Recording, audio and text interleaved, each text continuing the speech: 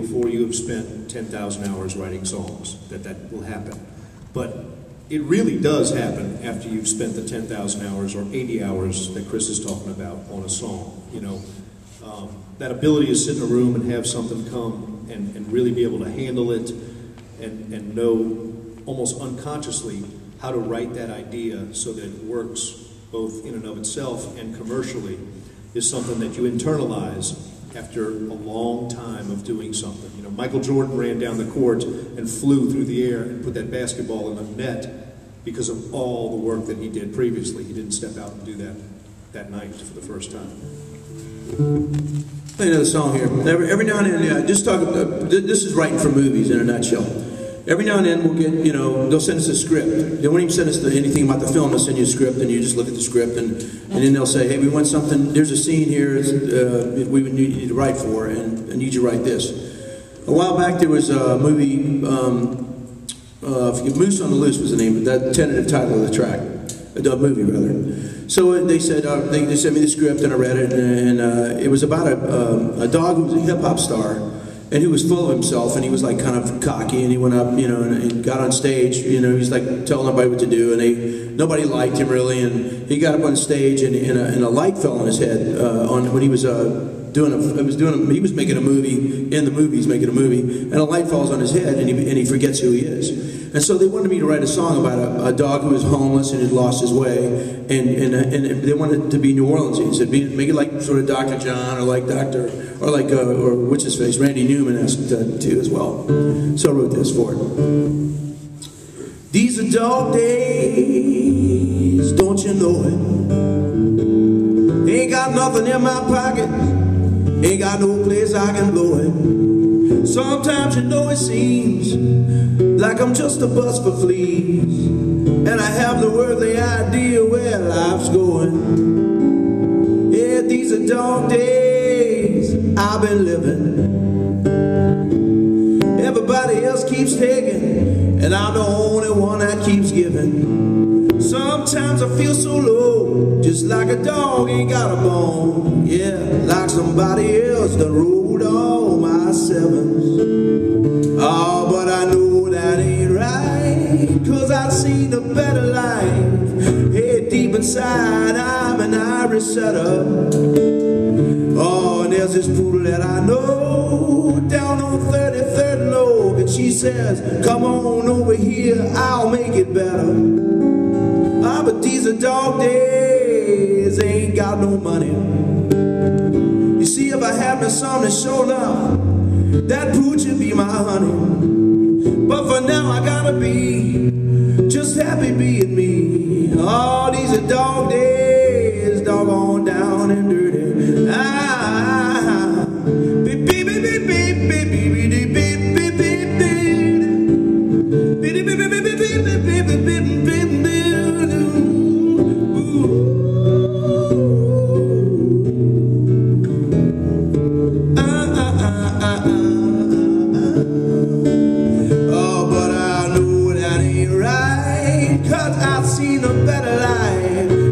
Inside I'm an Irish setter, and there's this poodle that I know down on 33rd and Oak, and she says, come on over here, honey, I'll make it better. Oh, these are dog days, oh, don't you know it? Ain't got nothing in my pockets, ain't got no place I can blow it. Sometimes you know it seems like I'm just a bus for fleas. Yeah, these are dog days, doggone down and dirty. Yeah, these are dog days, oh, you just keep on working and working and working. These are dog days, doggone down and dirty. Beep, beep, beep, beep, beep, beep, beep, beep, beep, beep, beep.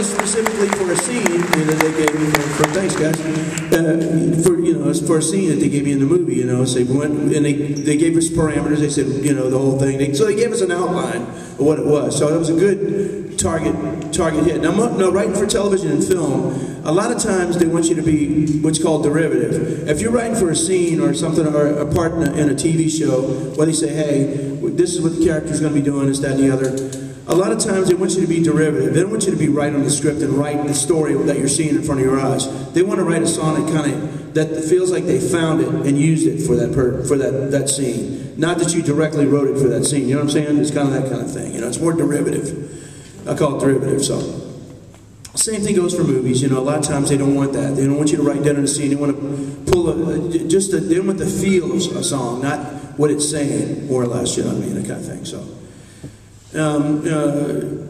Commercials are a different thing. When you write jingles and stuff, it's dead on. It's product, man. We want to talk about the product. We want, but we want to keep it. We want to make it more like a song. We want you to hammer that name in there as much as you can, within reason, and not, sound like you're, a car salesman.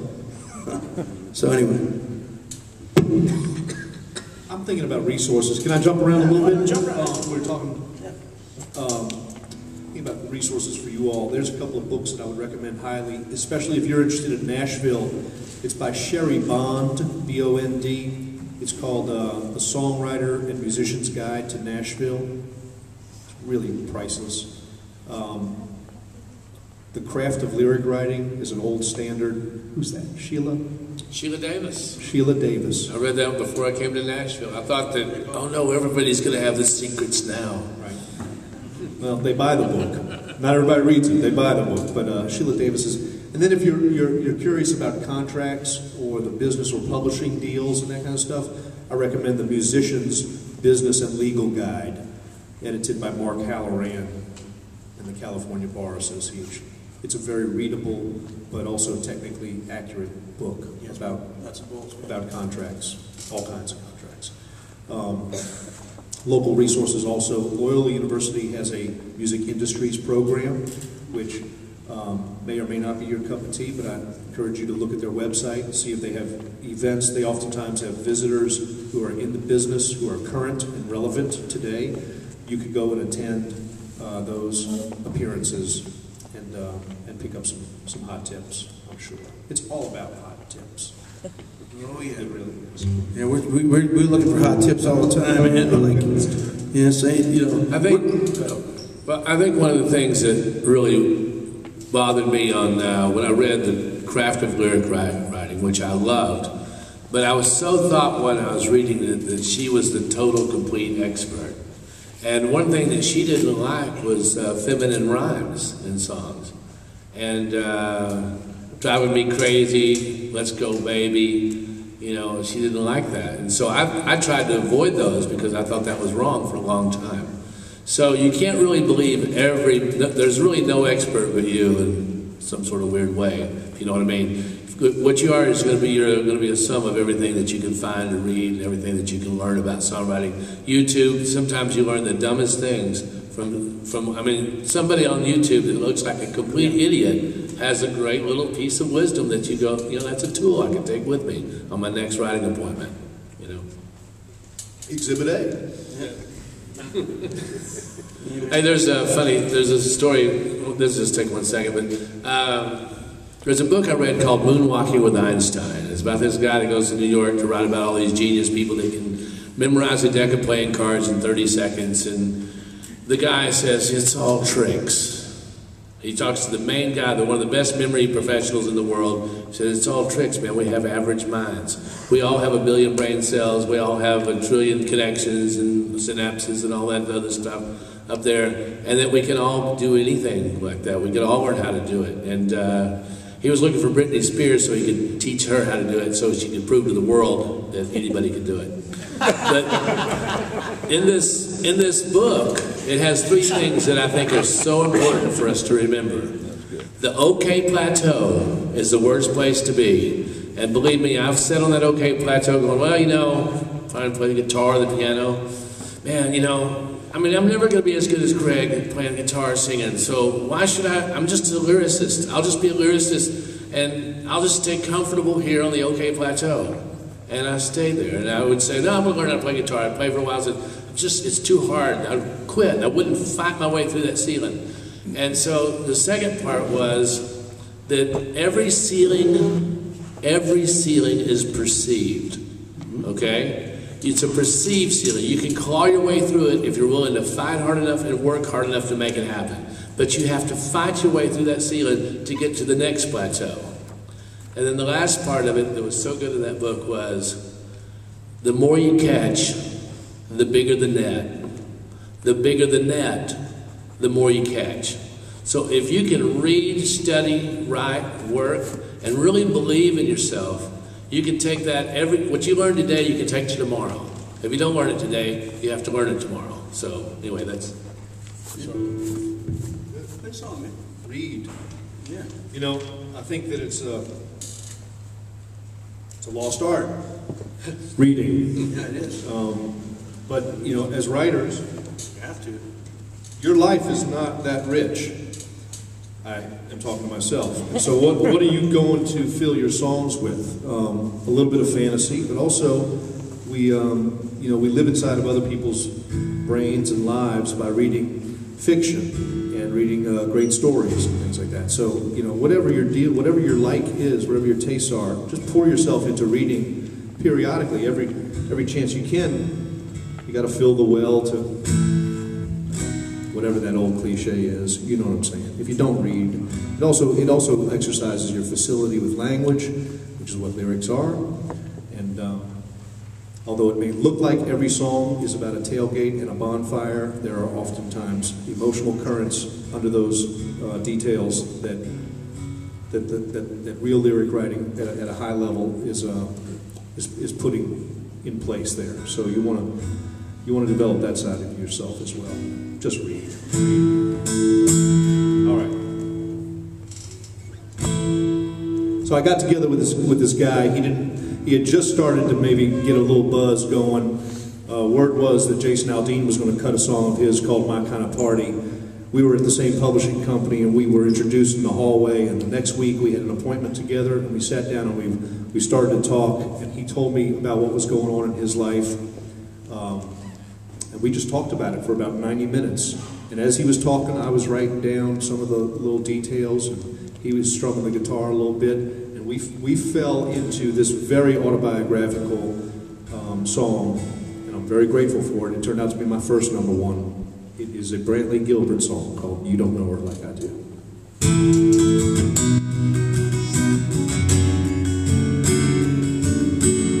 I'll play the real chords now.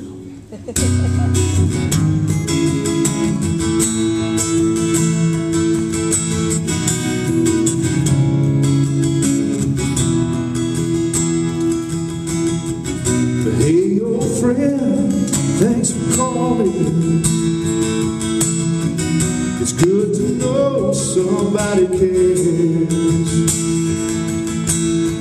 Well, yeah, she's gone, and I don't feel like talking. It might be just too much to bear. To hear somebody say it stops hurting, or to hear somebody say she ain't worth it. 'Cause you don't know her like I do. You'll never understand. You don't know what we've been through. That girl's my best friend, and there's no way you're gonna help me. She's the only one who can. No, you don't know how much I've got to lose. You don't know her like I do.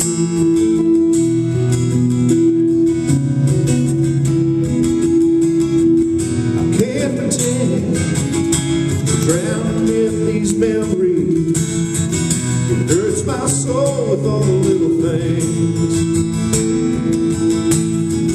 And now she's gone, it's like a death inside the family. It's like she stole my way to breathe.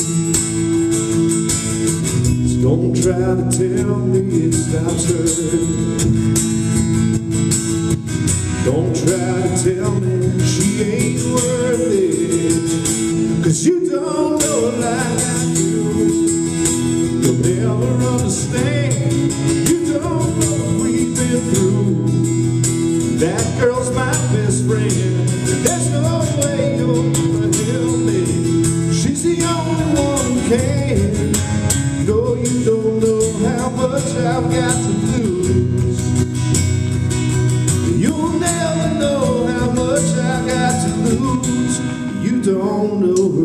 I do.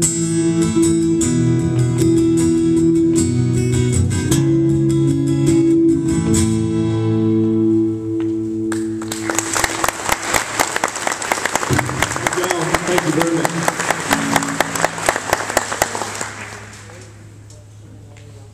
Okay, sure.